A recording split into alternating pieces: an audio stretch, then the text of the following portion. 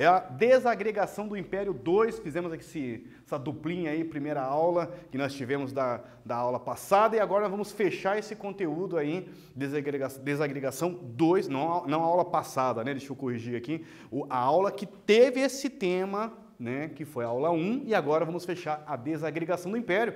A crise vai se acentuar, vamos ver as consequências, e eu vou apresentar para vocês os objetivos da nossa aula. Identificar o processo de ruralização do Império Romano como resultado da crise que se iniciou no século III. Apontar as medidas tomadas pelo Império para tentar deixar bem claro, solucionar a crise romana. A gente sempre começa aqui, retomando a nossa aula. Vocês tiveram, então, Assumando Conhecimento, aula 82, aula passada, Patrimônio Histórico e Material, fizemos essa discussão do povo Chetá, poxa, inclusive eu comentando sobre a história do cacique, né, e da arqueóloga, a professora Cláudia do Museu Paranaense. Que experiência, né, galera? Que bacana ter compartilhado com vocês essa história aí, e eu que, poxa vida, tive a oportunidade de ir diretamente no Museu Paranaense.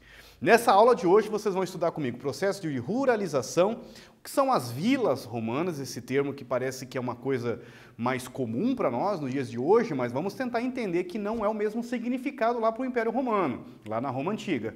E as buscas das soluções, as tentativas de solucionar a crise. A gente sempre começa a nossa aula fazendo uma problematização, correto, galerinha do sexto ano? Agora vocês são os historiadores da nossa aula. Embarque nessa, e eu gostaria que vocês pudessem dizer para mim, você saberia dizer a que se refere essa imagem? Tá, professor, um monte de ruínas, né? Ótima! Adorei a definição. Tem uma escada lá atrás, professor. Tem. Era uma cidade? Opa, agora nós vamos começar a entender. Eu tive uma oportunidade de fazer um curso de arqueologia já estou virando história, muitos anos atrás, com o professor Moacir Elias Santos, aqui em Curitiba, no Museu Egípcio Rosa Cruz. E uma frase que me chamou muita atenção no curso de arqueologia, que ele dizia: quanto mais profundo, mais antigo é a datação do achado arqueológico, das ruínas, do objeto que foi encontrado. Quanto mais profundo. Então a gente vai tendo aqui uma dimensão de uma ideia, de um espaço arqueológico, de um estudo. Aqui nós já podemos então imaginar que é um sítio arqueológico. Sítio não tem o significado de sítios, de chácaras, de fazendas, né? Mas sim no sentido de espaço complexo, histórico, que vai ser estudado, que está confirmado a presença histórica. Você vê vários tipos de espaços, espécie de muros, divisões, poderia ser até uma casa. Afinal, e inclusive você vê numa distância muito grande. Repare no seu canto direito da fotografia. Essa construção em branco ela está muito mais alta em comparação com o espaço histórico. É isso que eu quis dizer com um professor de arqueologia que ele comentou, quanto mais profundo, mais antigo. Essa construção, apesar de você reparar na espécie de construção, dá para perceber que é uma construção mais nova, mas a altura dela em relação ao sítio arqueológico já daria para nós uma dimensão que nós estamos falando aqui de mais de 2.000 anos, mais de 2.000 anos atrás.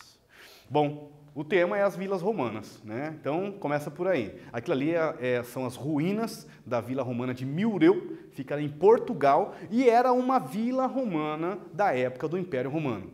Eu moro numa vila, Vila Maria Antonieta, fica em Pinhais. Apesar do termo vila estar mais hoje, nos dias atuais, nos dias modernos, ligado com uma ideia, né, que é uma coisa assim mais humilde, apesar que o próprio bairro onde eu moro passou por um processo de urbanização e tal, desde a sua ocupação ou povoamento, desde a década de 80, né, se fala muito que aquela região era muito alagada, inclusive. Então, apesar desse termo hoje, usar o termo mais de vila para uma coisa mais simples, aqui para nós, as vilas, primeira coisa, é como se fosse uma casa de campo, era uma grande construção, vamos falar que é uma espécie de uma mansão, uma casa de pessoas ricas de Roma, não é qualquer um que tinha uma vila. Então, vila não é um bairro, no nosso sentido aqui.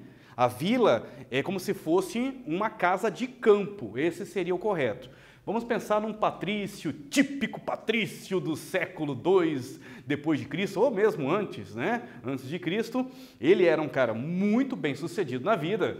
Ele tinha sua casa de cidade, né? Ele tinha sua casa na cidade, ou numa cidade da província, e ele tinha sua cidade de campo, que seria para nós um termo de chácara, né? Mais ou menos guardando as medidas e proporções, para a gente entender o que seria uma vila. Então, vila é uma casa de campo, normalmente de uma pessoa muito abastada, uma pessoa rica de Roma, vamos pensar um patrício, um plebeu que se enriqueceu, enfim, com o comércio, com a política, por que não? Não é mesmo? E essas casas de campo, ao longo do tempo, algumas acabaram se tornando em pontos específicos de povoamento, como vocês vão ver na nossa aula de hoje, que o tema é processo de ruralização. As vilas romanas eram casas de campo, como o Roberto está explicando, né? E está, em geral, as áreas rurais do Império Romano concentradas nas mãos de poucos grandes proprietários. Então, aqui, novamente, uma ilustração, uma representação de uma vila romana. Com a crise romana do século III, então agora nós vamos para o nosso segundo tema, ok, galerinha? É processo de ruralização. Então, o termo ruralização é de rural mesmo. Vamos falar nos sentidos sociológicos da palavra, que aconteceu um verdadeiro fenômeno social após o século III, com a crise romana, com a crise do Império Romano. As cidades do Império Romano, as pessoas das cidades, passaram a buscar refúgio, proteção, moradia e até mesmo trabalho ou segurança contra as invasões dos povos germanos, dos povos considerados bárbaros nos olhares dos romanos. Vocês já viram essa aula, inclusive, né? Essas pessoas saem da cidade em busca de proteção e moradia no campo. E isso é um termo que nós usamos um processo de ruralização. É uma curiosidade. Vamos pensar nos dias de hoje, que nós passamos, na verdade, um processo de urbanização. E, inclusive, um desequilíbrio entre a população do campo, que é muito pequena em relação à população da cidade, né?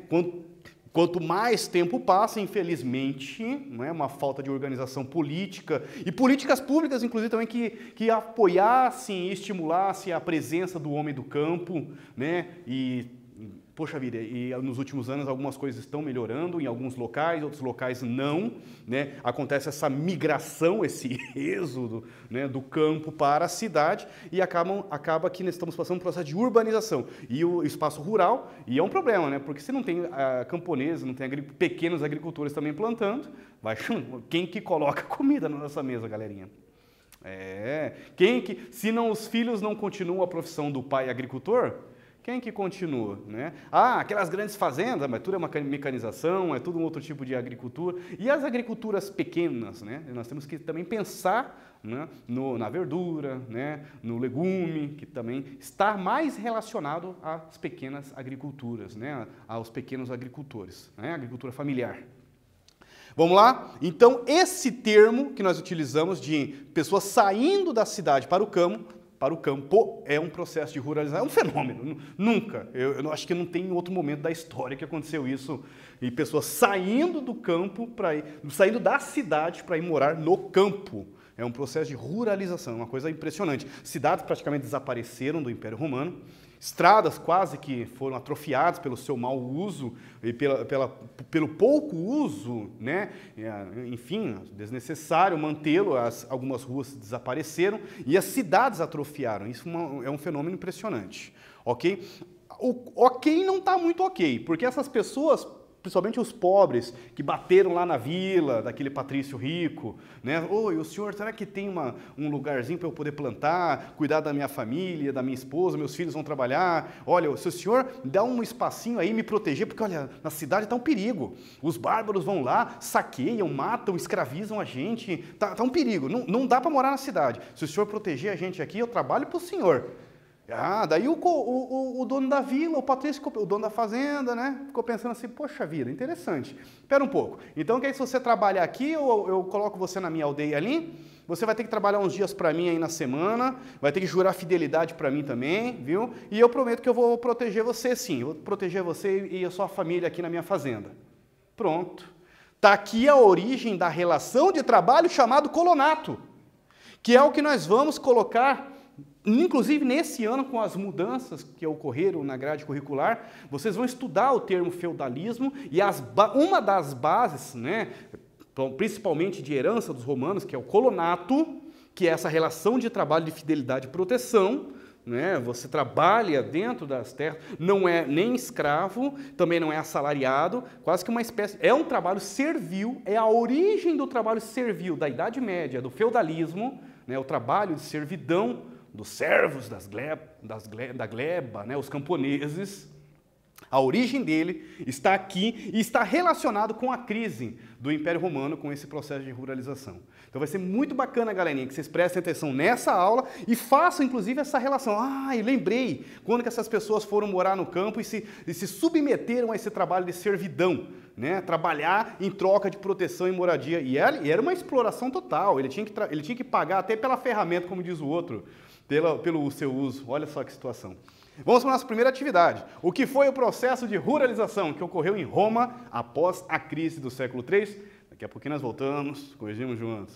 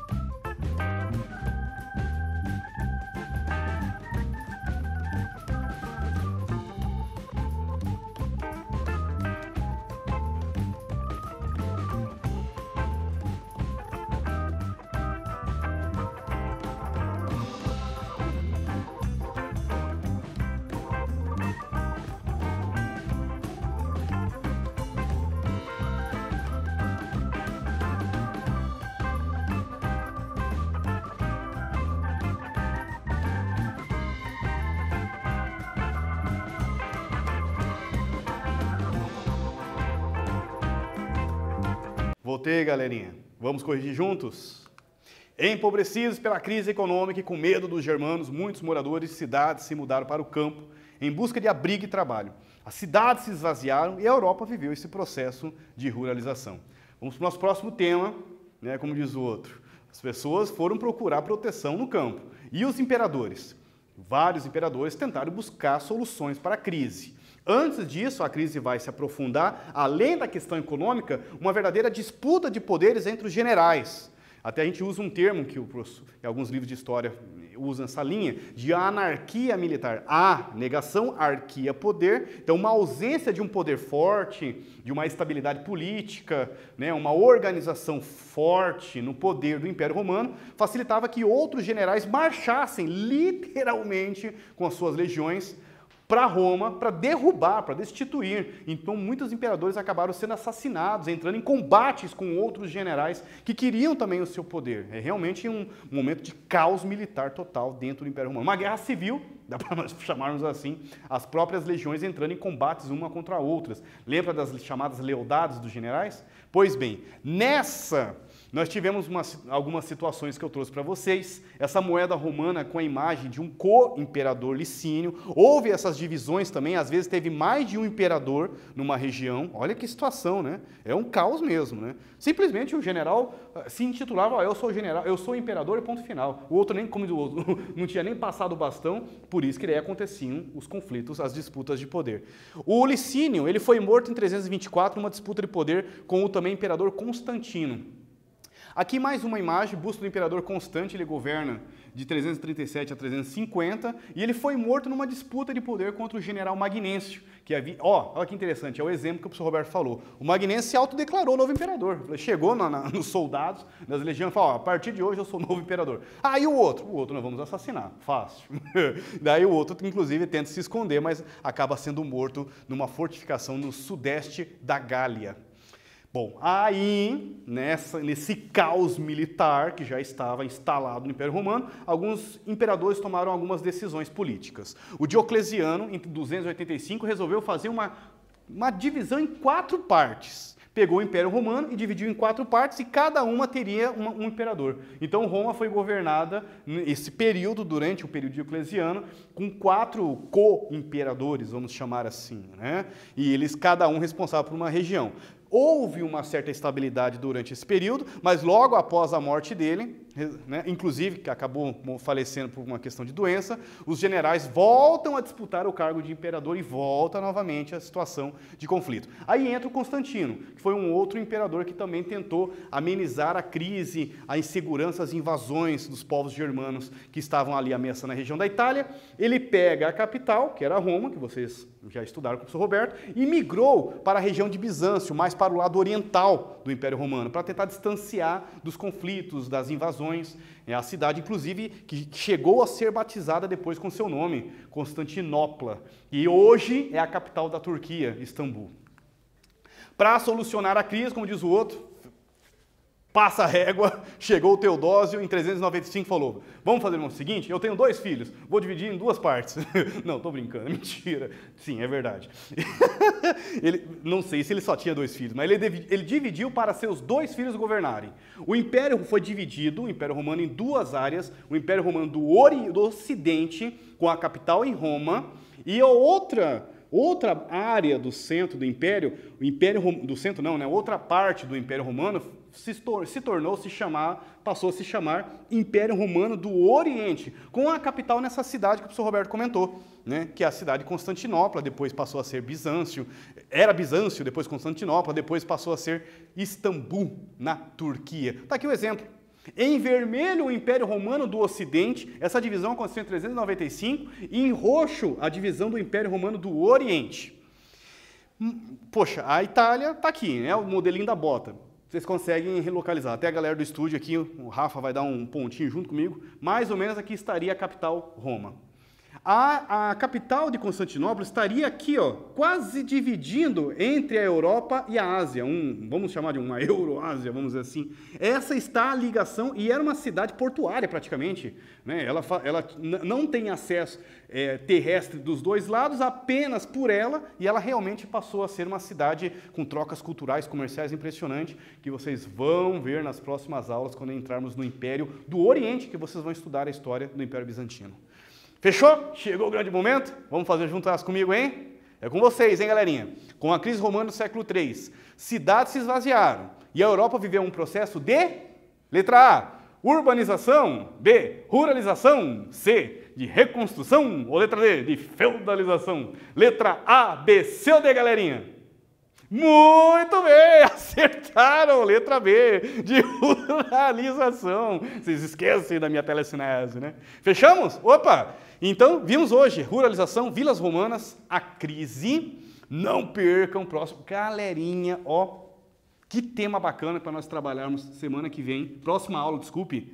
Ascensão do cristianismo. Vamos ter um olhar mais histórico da imagem, enfim, do personagem Jesus Cristo e como que os né, o cristianismo primitivo, os cristãos, os primeiros cristãos, vão fazer toda uma consolidação das suas ideias e da religião dentro do Império Romano. Vai ser muito interessante nós trabalharmos esse tema para a próxima aula. Fechamos? Pô, só agradecimentos a todos vocês que estiveram junto comigo nessa. E a gente sempre fecha a nossa aula, né, galerinha?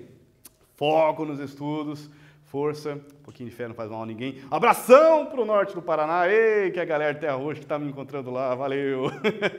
Até a próxima, valeu!